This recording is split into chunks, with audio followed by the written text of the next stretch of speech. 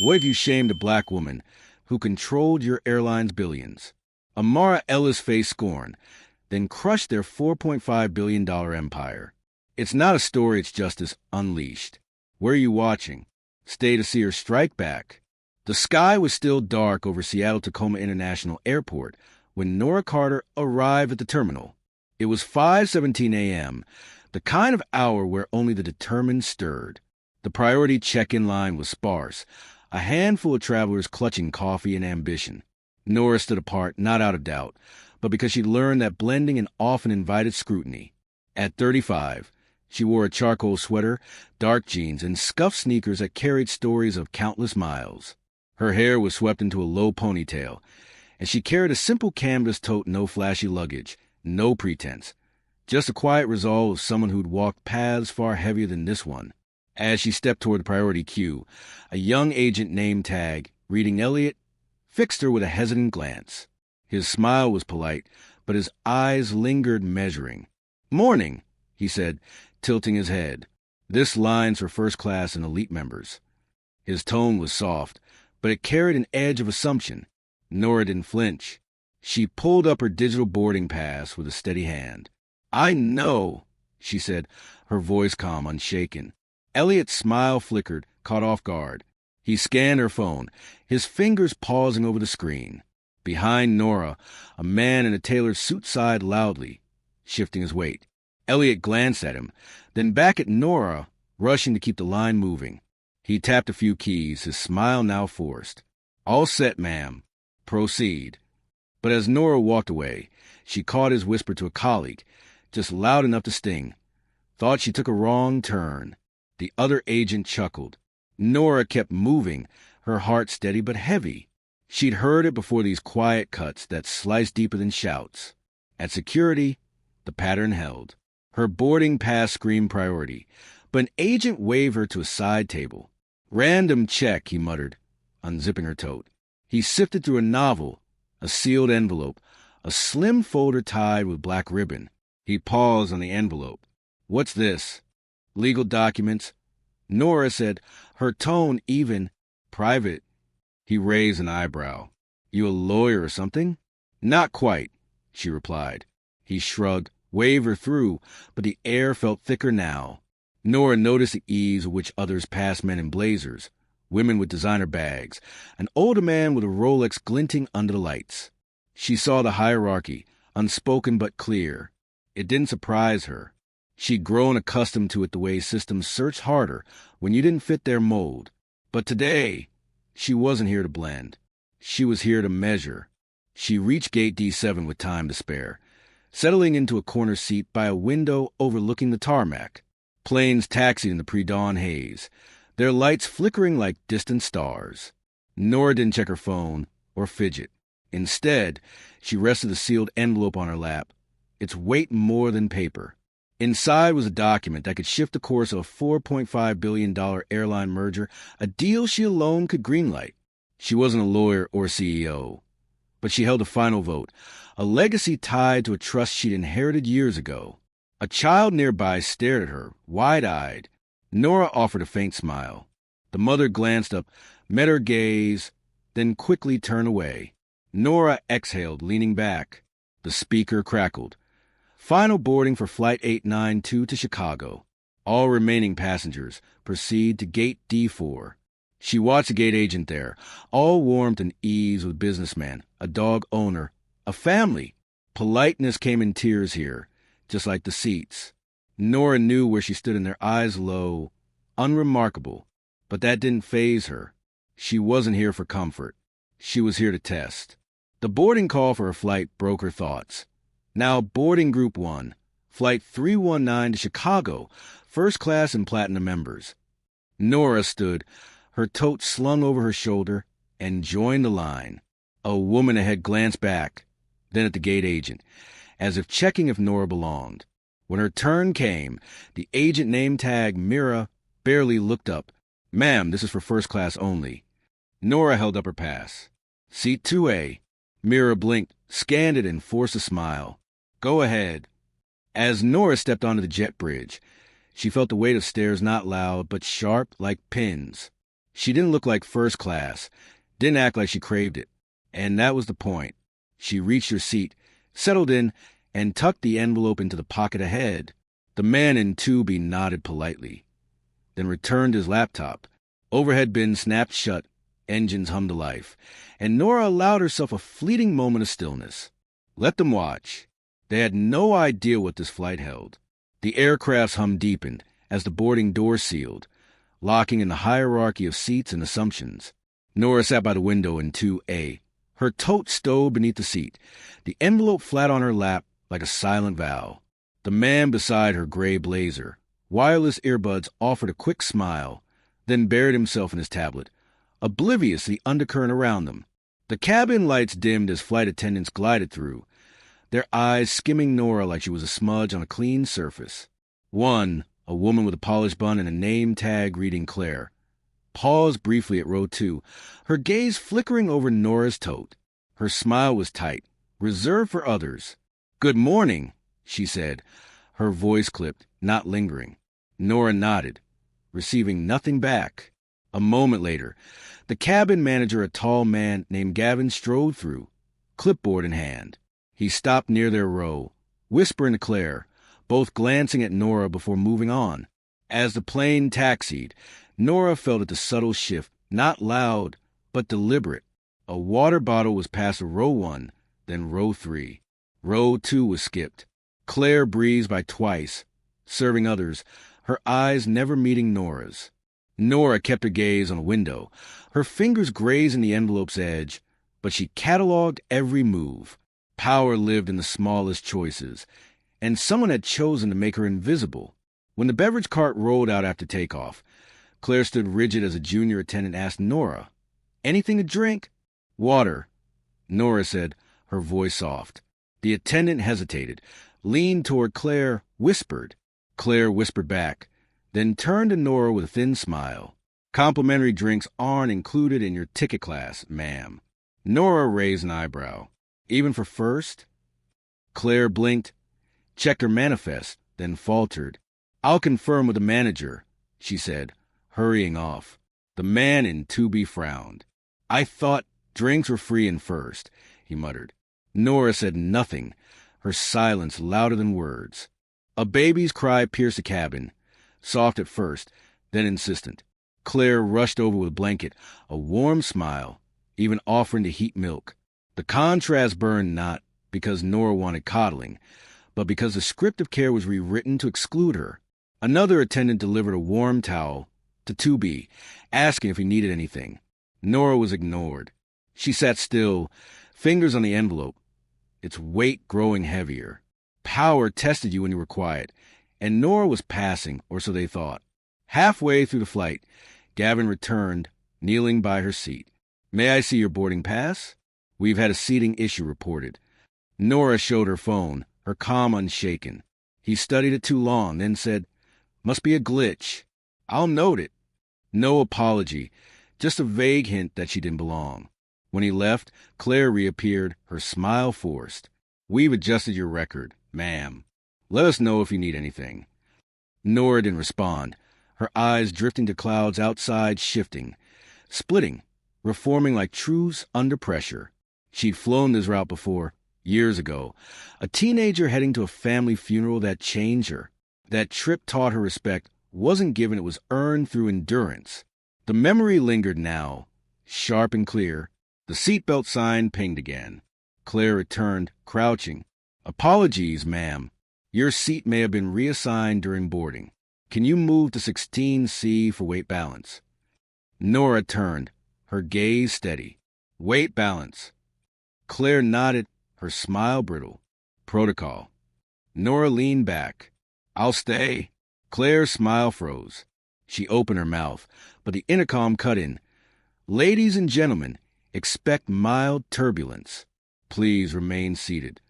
No turbulence came, and no one asked Nora to move again. Time stretched, passengers napped, typed, whispered. Nora stayed silent, the envelope untouched, her resolve a quiet storm. The real turbulence wasn't in the sky. It was coming from the ground they thought they owned. The cabin's hum became a backdrop most ignored, lost in their screens or sleep. But Nora Carter wasn't drifting. She was collecting every skip towel, every sidelong glance, every calculated slight stacked in a mental ledger she'd honed since childhood, when she first learned the difference between being seen and being valued. Silence wasn't empty. It was heavy with choices. And the ones around her weren't mistakes. They were deliberate, comfortable, routine. Claire passed again, offering warm towels to rows 1, 3, 4. Row 2 was skipped. No eye contact. No excuse. The man in 2B barely noticed. Too deep in his work. Perhaps too accustomed to service that came at another's cost. Nora didn't ask for a towel. She never did. She watched the tray glide by, a ghost ignoring the living. Meal service brought the scent of warm bread. Claire returned, cart in tow, presenting a menu to 2B with a flourish, jotting his order with care. She stepped past Nora as if she were air. The cart rolled on. Nora counted 3 rows served before clearing her throat. Claire turned, reluctant. "Was I skipped for meals?" Nora asked, her voice steady, sharp. Claire forced a laugh, thin and condescending. "Oh, I wasn't sure you were eligible. Sometimes assignments get mixed up." Nora tilted her head. "I'm in 2A. Claire checked her manifest, her performance deliberate. "Right," she said, nodding fast. "Chicken or salmon?" Nora chose salmon, her eyes never leaving Claire's. "Coming up," Claire chirped, vanishing. The tray arrived 15 minutes later cold. The fish barely cooked, vegetables limp, rice gluey. Nora lifted the lid, then set it back, sliding the tray forward an inch. She returned to her envelope, its weight now a pulse. Across the aisle, a man called for a refill. An attendant appeared instantly, all smiles. Nora didn't envy it, she measured it. Then came the moment that crystallized the cabin's tone. A woman in her 60s, expensive scarf and loud perfume, leaned from row 6, speaking to Claire loudly enough for all to hear. Is she supposed to be in first? She didn't look at Nora, but her finger pointed. Claire's laugh was soft but sharp. "She's on the list," she said, brushing past. "Probably a points thing." The woman smirked, patted her armrest, and sat back. Nora didn't move, her heart steady, but her fingers tightened on the envelope's edge. If she'd spoken, her calm might have cracked, and she needed calm for what was next. During cleanup, a younger attendant knew her, less polished, reached for her tray. "Not a fan of fish?" he asked, almost shy. Nora's look was polite but guarded. It was cold. He nodded, mumbled a sorry, and rolled the cart away. Seconds later, she saw him whisper to Claire, who shot a glance back irritation, not guilt. Claire's smile vanished for the rest of the flight. The captain announced ascent, waking dozing passengers. Nora stayed alert, her senses sharp. Claire checked seatbelts, pausing at row 2.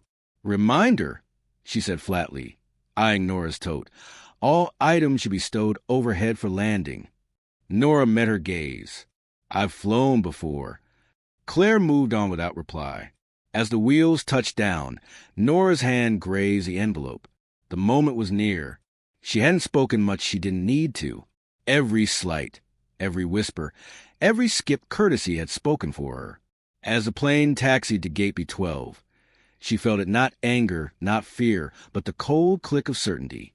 She waited for the seatbelt sign to dim, then reached into her tote, not for the envelope, but for something else. Nora didn't rush as passengers jostled into the aisle, their bags banging in the chaos of deplaning. She stayed seated, sliding the envelope into her lap with the care of someone handling a relic. Claire stood near the front, watching her not with hospitality, but with a raw edge, the mask of service gone. The flight was over. The pretense dropped, leaving only the tension of a power dynamic yet to unfold. Nora waited until the aisle thinned, then stood, tote over her shoulder, envelope in hand. She moved deliberately, each step measured. At the aircraft door, the captain greeted first-class passengers with smiles, handshakes. When Nora approached, his smile wavered.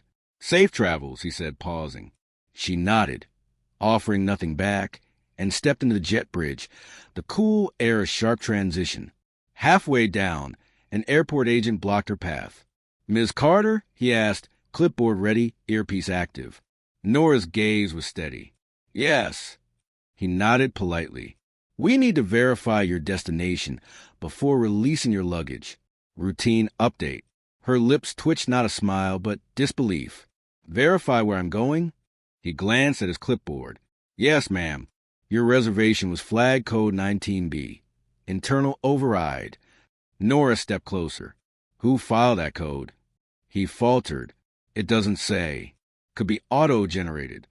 "It wasn't," she said, her voice cutting. "Take me to whoever's handling this." He led her down a side corridor, gray walls, an industrial carpet-swallowing sound.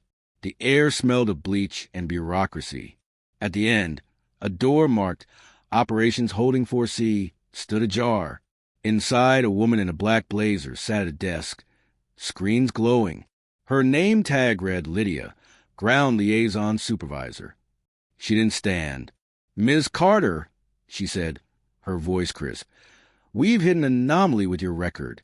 Your seat was reassigned mid-flight due to an internal review. The system flagged your ticket as a regular, possibly an accidental upgrade." Nora set the envelope on the desk. "Unopened. Irregular how?" Lydia tapped her keyboard. "It originated from a legacy voucher, tied to an outdated loyalty program we don't recognize." Nora raised an eyebrow. "So you're saying I fraudulently boarded a seat I paid for?" Lydia straightened. "We're not accusing you, ma'am. We're protecting operational integrity." Nora stared, then pulled a slim card from her tote platinum, embossed, not a credit card, but an ID. She placed it beside the envelope. Lydia blinked. "What's this?" "Access authorization," Nora said. "Level 4, under Apex Financial Holdings." The agent beside her stiffened. Lydia frowned. "That's an equity firm." "No," Nora said, opening the envelope to reveal a single page, its seal shimmering. "It's the parent institution owning 38% of your airline's merger shares. This is a binding disclosure agreement. I'm the final signatory before compliance release." The room's air shifted, heavy with realization. Lydia's mouth parted slightly. "I wasn't informed." "Of course not," Nora cut in. "This flight was a test anonymous engagement by the only person authorized to validate the trust release clause. I'm here as a verifier, not a guest." Silence pressed in. The agent shifted, reassessing every moment of the past hours. Lydia sat rigid.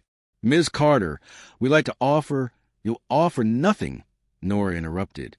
"You'll report everything." She turned to the agent. "Where's my bag?" He stammered, holding base E3. "I can escort you." Nora nodded, gathered her envelope and card, and left without another word. The corridor felt colder, the stereo hum louder against her skin.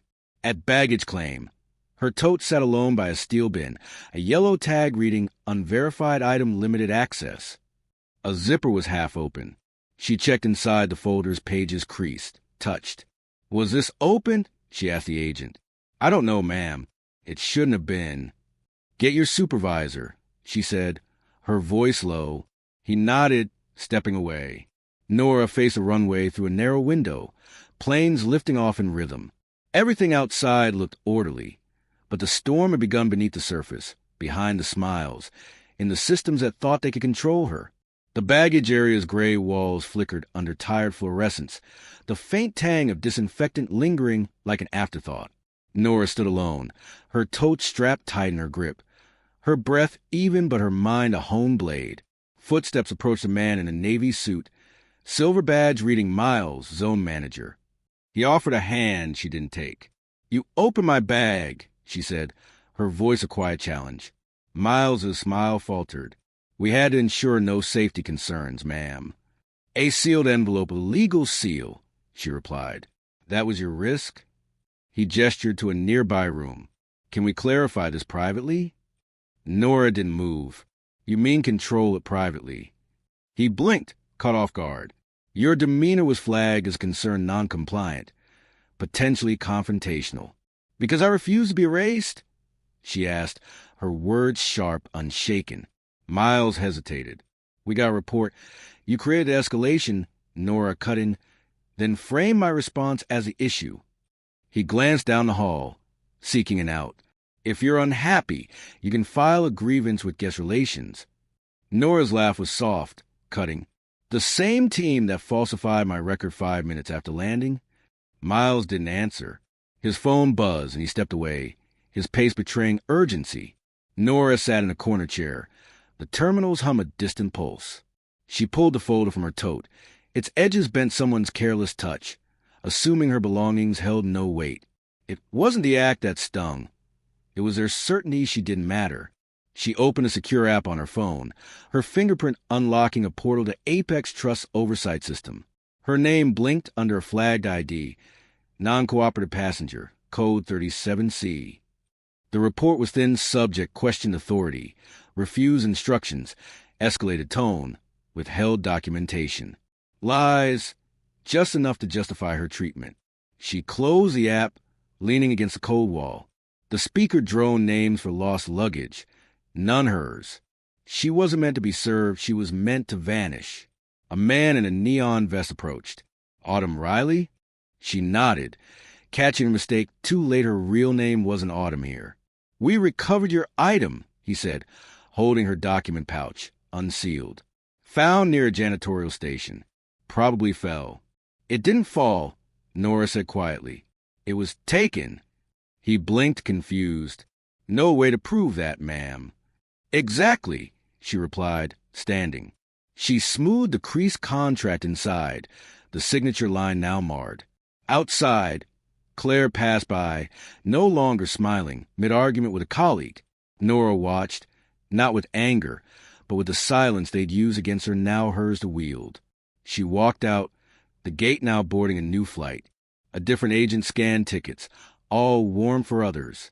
Nora passed unnoticed until a voice called, "Ms. Carter, hold on. We need to speak before you leave." It was Claire, her smile gone, her tone clipped. Nora turned, her presence steady. "Speak, then." Claire faltered, then said, "We'd appreciate if you stayed seated next time." Moving unsettles passengers. Nora's gaze didn't waver. "Is there a policy against the restroom?" Claire hesitated. Certain behaviors can be misinterpreted standing often, lingering near crew. To whom? Nora asked. Claire's smile tightened. Let's just keep things consistent. Nora sat, buckled in, and looked out as descent began. The crew's posture shifted Claire's glances, whispered headsets, a nod to the galley. Nora's jaw tightened. She knew that language protocol, not personal, but no less cutting. When the plane reached the gate, 2 security officers boarded, their badges gleaming. "Ms. Carter," the taller one said, "step off with us, please. Just a few verifications." Nora stood, her tote in hand. "Is my documentation an issue?" "Concerns about in-flight behavior," he said. "Movement during secure phases, non-compliance, confrontational interactions." Nora's voice was steel. "So I'm detained for existing?" "Not detained," he replied. "A soft screening." She followed him down the aisle, Claire watching, her face a mask of false concern. Passengers glanced, some subtly recording. Nora stepped into the jet bridge, the officer's steps echoing a polite escort with an iron grip. They stopped at a service door, leading to a private corridor, gray, sterile, employee-only signs. Inside a room with frosted glass, a woman sat typing. "Ms. Carter, I'm Officer Karen Holt, post-arrival compliance. Your ID, please." Nora handed over her pass. Holt scanned it, her screen flashing. "There's a note logged by crew, not formal. Says you resisted protocol, caused discomfort." Nora leaned forward. "Which passengers?" Holt paused. "It's anonymous, ma'am. Privacy rules." "So I'm here with no chance to respond?" Holt didn't answer. The door opened a man, suit, no tie, tired eyes. "Ms. Carter, I'm Greg Walsh, guest operations. I'd like to clarify the log lavatory use. Meal refusal." "I refuse a cold tray," Nora said. "That's an incident?" He nodded, uneasy. The report used terms like uncooperative, verbal challenge. It triggers scrutiny. "Does your system log staff who exclude or humiliate? Nora asked. My tray was late, my seat challenged, my presence unsettling. Walsh was silent. Nora set the envelope on the table. This can affect every contract your airline holds with Apex Financial. Stop reading signals. Read facts. Walsh stared. Holt froze. Nora crossed her arms. You pulled the wrong woman off this plane. Nora's words hung in the air, not loud, but heavy with unshakable authority. The envelope sat on the desk, its seal unbroken, a quiet ultimatum. Her voice held no anger, only clarity, a blade honed by years of navigating systems built to dismiss her. Walsh glanced at Holt, who kept her face blank but alert. No one spoke first. Nora let the silence stretch, then reached into her tote, pulling a smaller envelope red wax seal, shimmering faintly. She placed it beside the first. This, she said, tapping it, is a signed directive from Apex Trust Governance Board. It grants me override on any asset interference detainment, document access, behavioral flags based on lies. Walsh blinked. Apex Trust. Nora's gaze locked on his. You know the name. Your airline's second largest stakeholder knows it better. Read carefully before you touch me again. Holt leaned closer, studying the seal but not daring to take it. Walsh picked up the envelope, inspecting the micro-stamped code in the wax. Is this active? Since your crew flagged my behavior, Nora said. The moment you acted, it went live. Walsh set the envelope down, handling it like it might burn.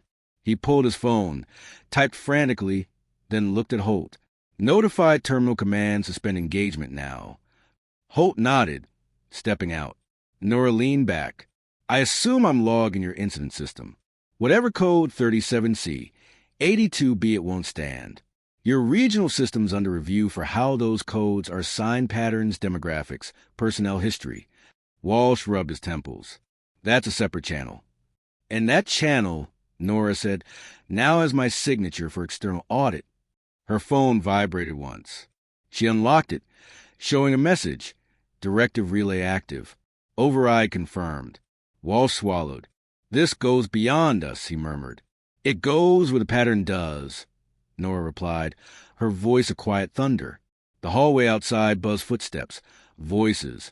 A phone unanswered. The door cracked open. Holt returned, her face taut. Behind her stood an older officer, earpiece active, clipboard untouched. Ma'am, he said to Nora, we've received urgent orders from legal. You're released immediately, no further questions. All classifications are suspended, retroactive. Walsh stood. Who authorized that? The officer didn't blink. Executive Legal, with a note to the regional VP. It says, cease interactions with Nora Carter. She's under corporate protection, engaged in a fiduciary role. Nora didn't smile. She rose, gathering her envelopes with care. The officer stepped aside. Walsh tried again. I didn't know. You didn't ask. Nora cut in. That's the route, isn't it? He fell silent. Nora turned to Holt. Am I free to enter the terminal? Of course, ma'am, Holt said quickly. Need an escort? No, Nora said. I need distance. She walked out, her steps a steady rhythm. The corridor wasn't empty now. Administrators whispered into phones, one stepping aside as she passed. She moved through, her presence a quiet command. At the concourse, gate staff moved with urgency. A woman at a podium murmured into a headset. Another typed furiously. Systems were catching up, rewriting themselves in panic. Nora stopped at a kiosk, her reservation flashing first class. Priority restored. Her name was clear, but the stain was theirs. A passenger whispered. Wasn't she pulled earlier? Another replied. They're fixing her seat now. Nora didn't look back. She didn't need to. Her phone lit with a message. Compliance response activated. She reached into her tote one last time. Nora pulled a slim, hard-sided case from her tote, unlocking it with her fingerprint as she walked. Each step deliberate. Inside was a secure terminal light, encrypted, not for business class, but for fiduciaries of elite trusts. She powered it on, a green pulse confirming. Stakeholder ID 7704 be recognized. Transactional authority unlocked. No smile crossed her lips. She didn't need one. That pulse wasn't just access. It was power. Across Seattle, in a glass-walled boardroom bathed in morning light, four executives from Pinnacle Air's merger committee stared at a dashboard alert. Trust executive contact activated. Apex Financial Holding Transfer Authority. N. Carter. They knew what it meant, a $4.5 billion merger, restructuring Pinnacle's regional dominance, hinged on the signature of Apex Trust's final heir. That heir was Nora Carter, and she'd surfaced not in a boardroom, but on their flight, incognito, testing their system. They'd expected her vote next quarter, not today. They'd failed her test before it began. Nora passed the VIP lounge checkpoint. Scanners bowing to her credentials without pause. No red flags, no hesitation systems now knelt to her authority. The lounge assistant straightened. Ms. Carter, a private suite or boardroom? Just a terminal to your compliance officer, Nora said. Full access? He nodded, typing fast. Whispers trailed her not judgment now, but awe. She's who? A passenger muttered. Thought she was just a regular. But regular held no weight anymore. The flags, the tampering, the accusations they weren't just errors. They were liabilities. And Nora, the woman they dismissed, was a key to a deal that, without her signature in 72 hours, would collapse Pinnacle's exclusive rights. The issue wasn't her power. It was that they treated her as powerless. At 9:12 a.m., a call hit Pinnacle's legal department from Apex HQ. The voice was sharp. Nora Carter was improperly flagged under your passenger system.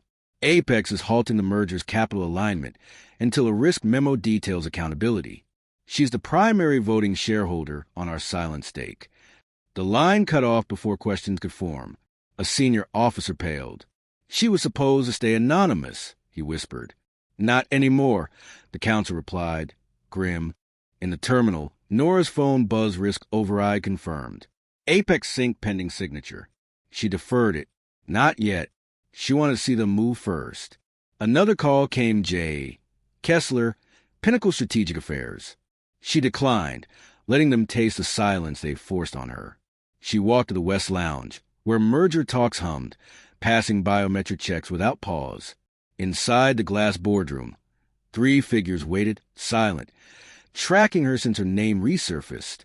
The man at the center, Nathan Kessler, stood, his charm strained. Ms. Carter, we regret this morning's events. We want to make it right. Nora sat, uninvited, opening her folder not to negotiate, but to reveal their fate. This wasn't a mistake, she said. It was a mirror.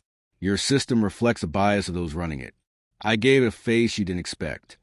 Kessler leaned forward, tense. We didn't know you were traveling. You'd have treated me differently, Nora finished. That's the problem. No one spoke. She slid a second document, forward Apex watermark, triple signed. This holds your asset absorption plan. Unless reversed by day's end, your quarter collapses. Hedges pull, stock dips. Kessler's throat bobbed.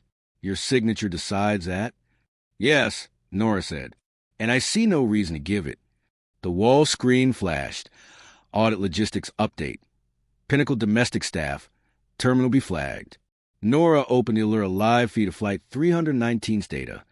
Claire skipping her row, whispering to row 6, flagging her for movement. Check-in log showed no scan of her pass, triggering her flag. Voice comms captured terms not first-class fit. Points upgrade tossed casually. It didn't accuse. It confirmed. Across the airport, Ellen Travers, head of personnel ethics, answered a call, standing after 6 seconds. Who? Her voice cracked. Apex. She grabbed her files, issuing an alert. Compliance review, Flight 319 crew, Ops Room 7B. Full uniform. At Gate B14, Claire adjusted a jet bridge when her headset buzzed. Claire Evans, report to admin, priority 3.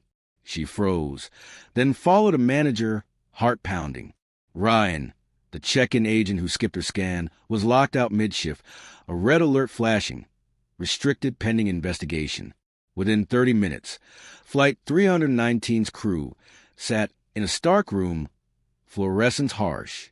Travers stood arms crossed. This is a Class B review discriminatory profiling, protocol breaches, tied to a protected stakeholder. The room froze. Claire's eyes darted. Ryan slumped. Not just a stakeholder, Travers said. Apex's discretionary signatory. Every move you made is on sync logs. A screen lit up muted clips of Claire's skips, her whispers, her relocation attempt. Ryan's unscanned pass flashed, triggering the flag. Voice comms played confusing guest, not a fit. Travers's voice was ice. These aren't errors. They're trends. Ryan stood. No one told us who she was. That's the point, Travers snapped. You don't need to know. Another clip Claire's weight balance excuse, Ryan's override. The IT specialist added, Your actions activated a manual review. She turned against you. Travers continued. Gate Supervisor Ryan Holt, suspended pending investigation. Senior Attendant Claire Evans, removed from rotation, ethics review. No one protested. The screen wasn't a threat, it was truth, quiet and undeniable. Outside, legal received preliminary findings and an assistant typed to the CO. Emergency. Stakeholder incident. Board briefing now. At 2:59 p.m., a memo slipped into Pinnacle's scheduling portal. Crew realignment, operational shift. Flight 319 staff cabin lead to support were reassigned to short-haul routes. No premium tiers, no international. Not demotion, but a fall crowded cabins, no infused towels, just enough to feel the loss. Claire read it on break in a dim lounge. Her uniform crisp, but her confidence gone. She wasn't angry, she was stunned, believing the woman she dismissed would fade. But Nora didn't need to shout. She'd waited, letting the system hear itself. Their paths crossed once more Gate C6, Claire heading to a Milwaukee flight, Nora finishing a call. Their eyes met. Claire slowed. Nora stepped forward. You told me I unsettled passengers, Nora said, her voice low, steady. Claire blinked. I didn't mean you meant I didn't belong, Nora cut in. You were right, I don't belong in first class. Claire frowned, confused. Nora's voice softened, sharp as silk. I came to own it. The words landed, heavy, final. Claire stood frozen, no reply possible. Nora walked away, toward a private exit, no boarding group needed. She wasn't catching a flight, she was shaping the skies. In Pinnacle's executive suite, overlooking runway 3L, a boardroom hummed with panic. Blinds half-drawn. Figures clutched confidential packets. Stakeholder incident review, level 1. The CEO, pale, stared at 2 documents, an investigation summary and an email from Apex. Nora Carter's revised merger conditions. Enforcement effective immediately. No fanfare, just justice, arriving like a delayed flight inevitable, echoing down every corridor. If this story stirred you, hit like and subscribe for narratives that challenge what we accept. What moment hit you hardest? Was there a turning point you didn't see coming? Where are you watching from? Share below, your voice matters.